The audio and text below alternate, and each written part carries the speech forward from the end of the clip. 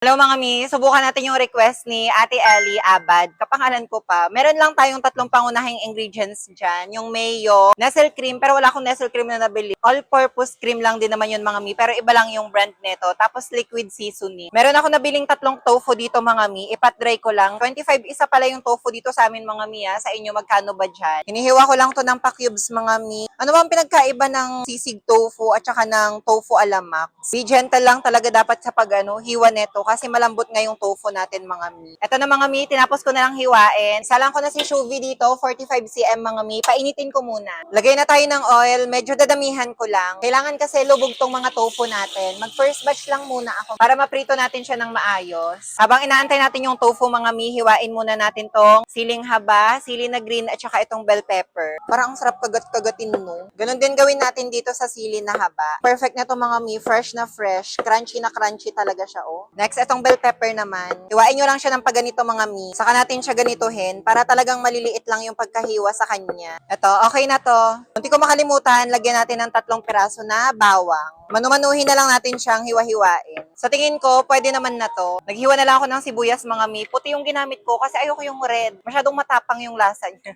It's time para gawin naman natin yung mixture niya. Mayo mga mi. Tansya-tansyahin nyo na lang ha. Dito na ako nagtitimpla para diretso na siya mga mi. Paminta, konting toyo lang din. Mga 1½ spoon ng sugar. Nestle cream mga mi. Hindi ko to ilalahat ha. Ayan, okay na yan. Liquid seasoning, itong isang sachet lalagay ko. Lagay ko na yung bawang, sibuyas mga mi. Mekos-mekos ko na lang muna. Basta i-mekos-mekos nyo lang lahat mga mi hanggang sa ma-mix well siya ng ganito. Tinapos ko na lang prinito kanina to mga tofu mga mi. Ganito lang oh, para hindi siya masyadong matigas. Yung parang soft pa rin siya kahit papano. Lagay ko na dito sa nagawa nating sauce. Mekos-mekos lang natin. Lagay ko na tong bell pepper, green na sili, at saka yung red. Tapos, mekos-mekos lang ulit. Syempre, hindi mawawala ang taste test.